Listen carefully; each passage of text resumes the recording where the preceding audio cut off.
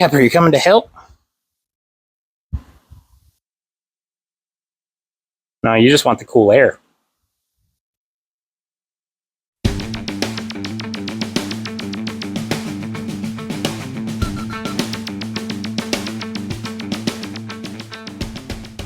Hey everyone, welcome back to the channel. Today we are actually going to begin our wiring project on our 1970 GMC C10 pickup. So if you've been here for a little while, I talked about it a few months ago that this was something that I intended on doing. We had been waiting until we got back from Montana to get the harness, and if you've been following as well, you would have saw that we went to Montana and we've made it back. So anyways, what harness did we go with? I know there's a couple that you could choose from if you're a C10 person or like working on old vehicles. You can get them from different places. But we went with Painless Performance. It's just who I chose to go with. Painless is a good company. They provide, it's a full harness for the entire truck. I think I went with the 28 circuit. Yeah, 28 circuits harness, as well as they do provide, I believe, some braiding in there. It's like the fuse panel and everything. I think they also threw some braiding in there. But if not, I also got a bunch of braiding for myself. The reason being, so even though this will not be a how-to video, this is more just going to be a documentation of my process and sharing advice for wire routing. It will not be a how-to. The reason why I feel like I actually am comfortable sharing real advice is I am an aircraft electrician by trade, so I've dealt with a lot of wire routing. I know how to protect harnesses and keep them out and identify potential chafing areas and potential areas of concern. So while it won't be a step-by-step of me showing you how to route through every hole and orifice or whatever, but I will, if I see somewhere that's like, I feel like you should watch out for this, or if you run across this issue in any other wire project, some things you should do. Like I said, I got wire braiding, some heat shrink braiding as well to help protect my harness whenever it's going through potential areas where it's going to be rubbing, making contact with potentially an abrasive surface.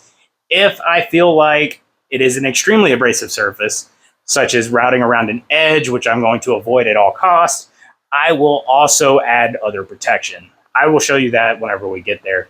But anyways, guys, I hope you enjoy the video. Please, I'm going to go ahead and say it now. Like and subscribe if you're still watching at this point. We're going to do as much as we can tonight. I may continue the video on tomorrow, and we'll just see where we go. But anyways, guys, let's get started. We're going to, again, start with the interior. We're going to do remove the seats. We're going to remove the gauge cluster, as well as probably the radio, so we can get to all the wiring inside. And then we'll start removing stuff as necessary. Now, I will say, before you do this, I've already kind of reviewed the instructions for installing this harness as much as possible, or as much as I felt like I needed to. Before you start something like this, if you feel like tackling it, make sure you read the instructions to whoever's harness you get. Make sure you kind of prep yourself ahead of time, so you know some of the things to look out for, such as don't just go diking off connectors for all willy-nilly, because you might be able to use the factory harness to help you kind of figure out where this stuff goes. As well as whenever you do remove some connectors, if you're unsure of where they go, or if you're unsure that you're going to remember where they go ahead and mark them. Makes life easier. But anyways, guys, let's get started. That's enough yapping. All right, guys, so we're going to get started. We are going to be removing our gauge cluster first, and then with that and the radio out, then I'll actually take out the bench seat. So it should go without being, words are hard. It should go without saying that whenever you're doing anything wiring related, make sure you disconnect your battery. I've already done that. Well, it's actually been disconnected for a while. So, but anyways, I'm going to go ahead and get these knobs off. There we go. All right, now I'm assuming that if you've done this before, you know how to, or if you have one of these vehicles, you know how to do this. But we have the knobs itself that has to come off. And then once the knobs are off, let's pull these guys off. Oh, that one's actually on there. All right.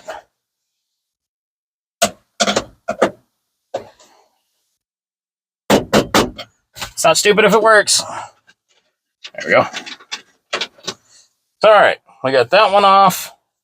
And then we can pull these screws out.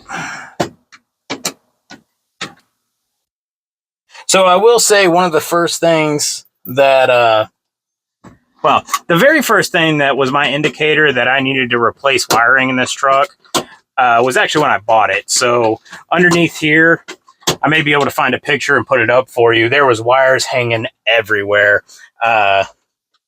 Electrically, it did not look great. I've fixed a lot of it the best I could, but now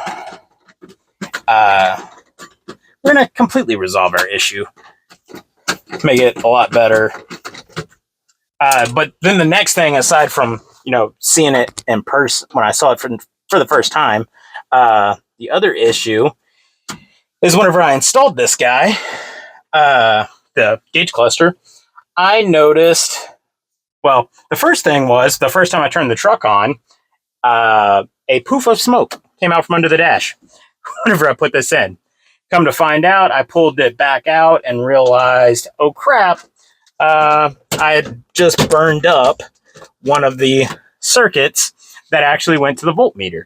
So that got me to looking, and I realized the plug that's in the back of here, the wires aren't how they're supposed to be, OEM. So not only was the wiring messed with for like the airbags and stuff, it was messed with the actual main harness. So that was my indicator. You know what? We need to rewire this whole thing.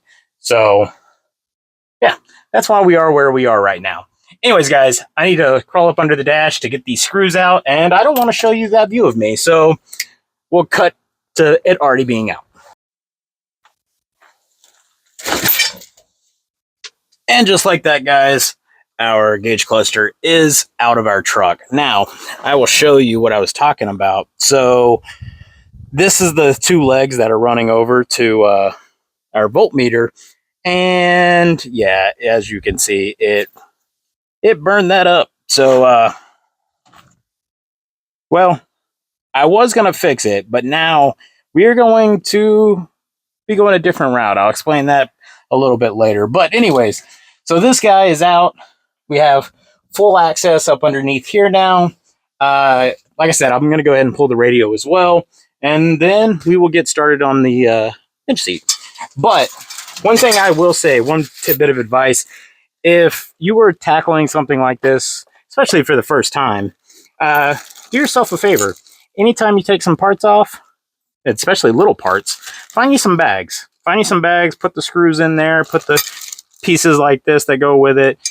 Even label them if you have to, but it will definitely make your life when it comes to assembly a lot easier, keep you from losing little things and annoying you later on. So that's one tidbit of advice. All right, guys, so the radio itself is out. Unrelated to the actual wiring project, the previous owner did this. He cut this big hole here. There was an ashtray here, factory. Cut out this hole for that radio, but then used this foam to help balance the radio. Well, the foam's kind of come unglued.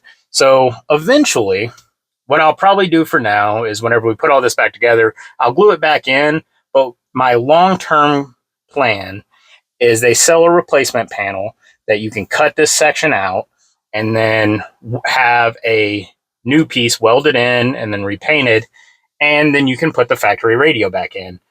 I actually want to do that because I want to put a factory looking radio in, but also I still have Bluetooth and all that. So that is going to be a future project, not now, definitely well into the future, since we have many other projects planned, as you will find out. All right, guys. Well, as you can see, the bench seat is out.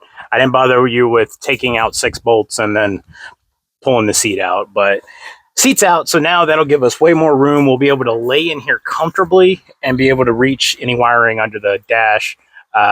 Definitely will make life a lot easier. So from here, I could start in the cab, and I think by the instructions, it has you starting with like the dome light and stuff. I actually want to start tonight underneath the engine bay. We'll see if we make it into the cab today, but if not, we'll continue that on at a different point. But anyways, let's move to the engine bay. So the instructions for the installation of the harness are really clear, really thorough. As far as removing the harness, though, the factory harness, it is not very clear. So, through this, it's going to be a lot of me just trying to figure out what I'm doing, and kind of looking and seeing what harnesses need to come out. The downside, and something you may not have to worry about if you don't have it, is this truck has airbags, so I have extra wiring that I have to take into account. But I know for a fact this part right here is my engine side harness, so we are gonna go ahead and get it disconnected.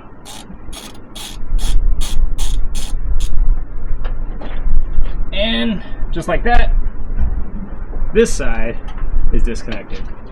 So what we might do is I might expose all the wires. And then, even though I said don't do it, I may cut some of these wires just to make removal for me easier. Because it's at this main harness, I don't see as big of an issue with it as diking off the end connectors. So, you know, play the odds if you want.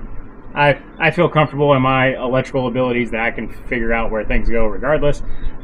So I'm okay with it, but if you're not comfortable with it, you do you. And yeah, so I'm gonna keep pulling out wires and get them all laid out to where we can see everything and just start pulling away. So I've gotten a lot of the wiring already pulled out from the engine bay. As you might guess, this is an old truck, so there's not a whole lot. This is a lot of it that was routed around the back side of the hood.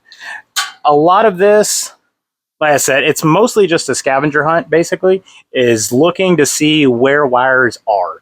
So once you find them, basically just figure out where they are, unplug them, and then pull them back. I actually, where I thought I might have to cut some wires because they're kind of routed around my airbag stuff, I haven't so far. So we still haven't cut a wire just yet. But anyways, pretty much just follow everything. Like I disconnected back there as I showed, and then I've just been following along. I've disconnected that side headlights. I haven't disconnected this side yet. And I've taken the marker light out. I may have to move this battery. Oh, nope, I can get to it. So there we go. Now my headlights are completely disconnected. Marker lights have been disconnected.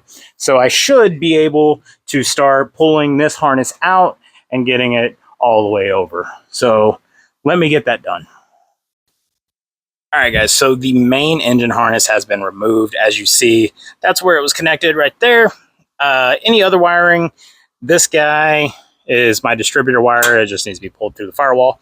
All that stuff right there, and yeah, mainly that stuff right there, is airbag wiring and lines. So that stuff will stay, but for the most part, everything else has been cleared out. This wiring will all stay because, well, it's my battery wiring, so I won't mess with it until later. But yeah, that's all good. So here it is on the ground now. We did end up making a cut.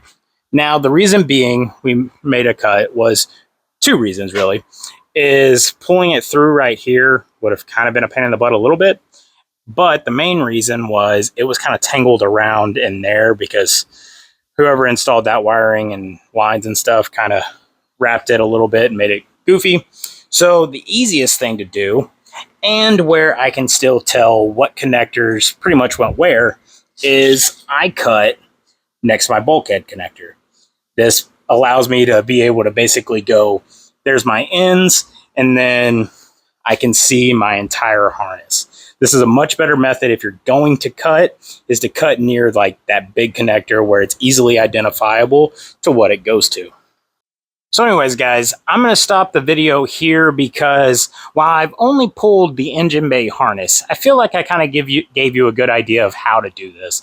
Is just you locate your factory harness and you just find the main disconnect point and just start pulling. Again, try to cut as little as possible. I know it's tempting to just dike stuff off because it does make life easier. I will say that. But if you want to have the old harness to reflect on, keeping it in as many or as few pieces as possible is the best way to go. Like I said, cut near a main connector so that way you still have all your little ones that split off and allows you to kind of lay your harness out. Also, again, remember, big piece of advice is to make sure you tag and bag your parts. It allows you to keep from losing stuff. And if you're anything like me, if you don't bag it, you're probably going to lose it.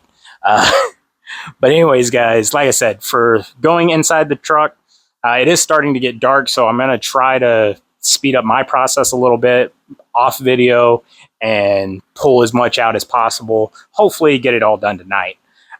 So that way we can move on to the actual installation process. So anyways, guys, I thank you for watching the video.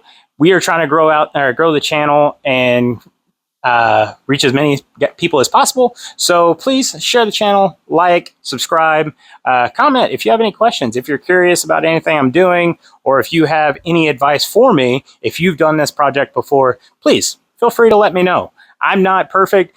I'm an aircraft electrician by trade, so I have a good knowledge of wire routing and terminations and all that kind of stuff. But automotive is a new world for me, so you may have something that I don't know. So feel free to share. But anyways, guys, until next time, stay safe, stay out of trouble, and I will catch y'all on the next one.